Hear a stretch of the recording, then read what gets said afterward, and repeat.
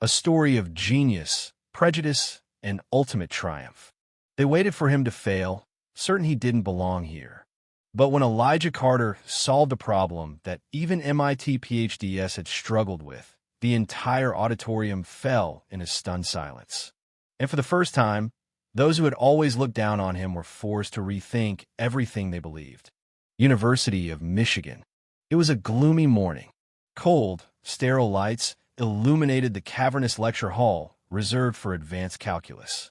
Over 100 students had already taken their seats, flipping through thick notebooks, opening sleek laptops, and steeling themselves for what many called the most unforgiving class in the mathematics department. This wasn't a normal day. Professor Margaret Callahan's lectures were always intense, but today the stakes were higher. The front rows weren't only filled with students. There was also an audience of professors from various departments. They sat like judges presiding over a trial. This was an open lecture where Callahan was to demonstrate her legendary and often brutal teaching methods. She had a reputation for being harsh, but to her, this severity was necessary. In her words, weak minds don't belong in mathematics. She never hid her belief that those who weren't up to par should be eliminated quickly. Midway through the room, a young man sat quietly, head down, spinning a pen through his fingers. He wore a plain gray hoodie, simple jeans, and had a notebook filled with precise, meticulous handwriting. His name was Elijah Carter. He didn't need to stand out. His number spoke for him. But for some, the color of his skin was reason enough to dismiss him.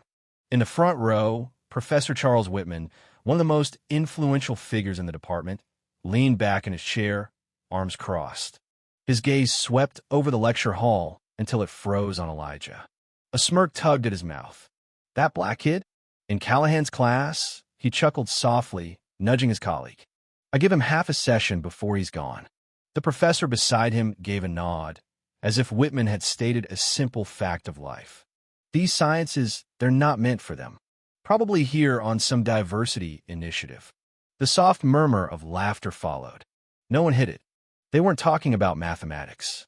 They were talking about Elijah. Yet, Elijah remained silent. He knew this song. He'd heard it 100 times before. They expected him to fail. They believed it was inevitable. What they didn't know was that today, they would make the biggest mistake of their lives. The sharp click of Professor Callahan's heels echoed off the tiled floor. A wave of silence swept through the auditorium as she entered. No one dared to speak. No one dared to even shift in their seats. Her posture was perfect, her silver-rimmed glasses catching the cold light. Her expression was one of pure authority. She didn't demand respect. She commanded it by merely existing in the room. Her gaze swept over the students, evaluating, dissecting, judging. Many students instinctively dropped their eyes, afraid to meet her glance. She was not looking for focus. She was looking for who belonged and who didn't. And then she stopped. Elijah Carter. Her gaze lingered, and though it lasted only a second, it was enough. It wasn't just a look, it was a silent question. Do you really think you belong here? She moved on as if he didn't exist. But Elijah noticed, and he never forgot. Callahan picked up a piece of chalk and, with surgical precision, began writing on the blackboard. Last week, she said crisply, we studied multivariable limits. Today, we move on to Laplace transforms. The board filled quickly with complex equations, each more intricate than the last. Students scrambled to take notes. Some were already lost, but wouldn't dare to admit it. In Callahan's class, if you fell behind, it was your fault. From the front row, visiting professors nodded approvingly at her rigor. They admired her brilliance, yes, but they respected her for her cruelty. To them, a great teacher was one who weeded out the weak. Elijah wasn't writing. He watched, eyes calm, analytical, and then he frowned. A mistake. It was subtle, hidden, but he saw it. A tiny error in the application of the transform.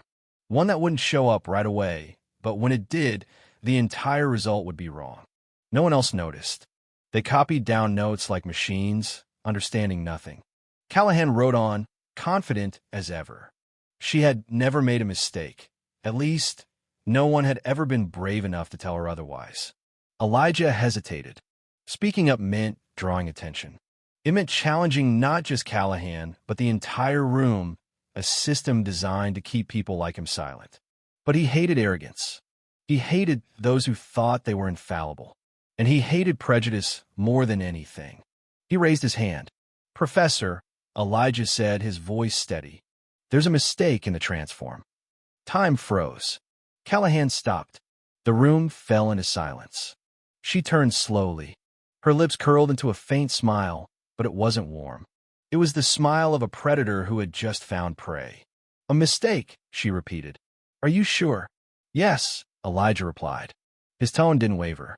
Callahan's expression changed. Subtly, but it did. She scanned the board. Slowly. Deliberately. And then she turned back to him. "Come fix it," she said, holding out the chalk. The room buzzed with whispers. Some students exchanged looks. Whitman smirked. "He just dug his grave," he whispered. Elijah stood up. "Come." He walked to the board, took the chalk, and erased the mistake. Then he corrected it. His movements were smooth, certain. No hesitation. The room grew quiet. Then quieter still. Some students leaned forward, realizing he was right. Callahan crossed her arms tighter. She said nothing, but the flicker in her eye betrayed her. And then she struck back. She wrote a new problem. Harder. More complex. "Let's see if you're really that good," she said softly. It was a trap, and everyone knew it. The problem wasn't just difficult. It was nearly impossible for anyone at this level. Elijah didn't flinch. He picked up the chalk and began writing. His hand moved quickly, confidently. Step by step, he unraveled the problem. He didn't skip steps. He didn't pause. Every stroke was purposeful. The professors stopped whispering. They watched. And then he finished. A stunned silence fell over the hall. One professor whispered, "What just happened?" Callahan stood frozen. She wanted to find a flaw. She needed to find a flaw. There wasn't one. She clenched the chalk tightly in her hand. But she wasn't done. From her desk, she pulled out a thick calculus textbook. She flipped to the back, the section with problems designed for doctoral candidates. "Try this," she said, turning it toward him. Whispers erupted in the hall. Some students thought this was where Elijah would fall. Others dared to hope. But Elijah smiled, just slightly, and he nodded. He walked to the board and began solving it. Faster, more fluid, cleaner. Minutes passed, and then he finished again. Perfectly. Callahan said nothing. Whitman said nothing. The room was silent. And then someone clapped. The applause spread, slowly at first, then louder, until it filled the room. Callahan stood motionless, her expression unreadable. But inside, she knew. She had lost. Callahan wasn't done yet. She issued one last challenge. "The National Mathematics Competition is next month," she said. "If you're as exceptional as you think you are, compete." Everyone waited for Elijah's answer. "All right," he said. "No hesitation." Over the next month, Elijah trained like never before. He lived in the library. He devoured complex equations, studied past champions, and pushed himself to the brink. Callahan sent him problems designed to break him. He saw them all. And then the competition day came. At the University of Pennsylvania, the best students from MIT, Stanford, Princeton, and Caltech gathered. Cold, confident, ready to win. Elijah walked in quietly. Some watched him with curiosity, others with contempt. Callahan sat at the judge's table, expressionless. Whitman stood nearby, arms crossed. The test began. Problem after problem appeared on the screen. Complex integrals, nonlinear transformations, equations that twisted like mazes. Elijah wrote without hesitation. Others faltered. Some froze. He did not. As the final problem appeared, a nonlinear differential equation that was said to be unsolvable within the time limit, Elijah read it once. And then he solved it, before anyone else. The judges walked to his table. They checked his work. And when they looked up, they knew they had a winner. The announcement was made. This year's National Mathematics Champion is Elijah Carter. The auditorium erupted in applause. Callahan sat still, unable to speak. Whitman was pale. Elijah didn't need their approval. The numbers had spoken for him. The next day at the University of Michigan, Callahan opened class as usual. But this time, she said something no one expected. Elijah Carter has proven that talent has no color.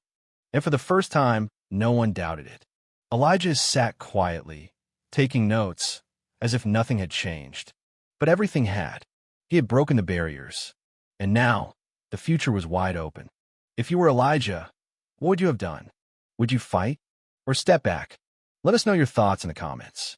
And if you enjoyed this story, like, share, and subscribe for more inspiring tales. Thank you for watching, and see you in the next video.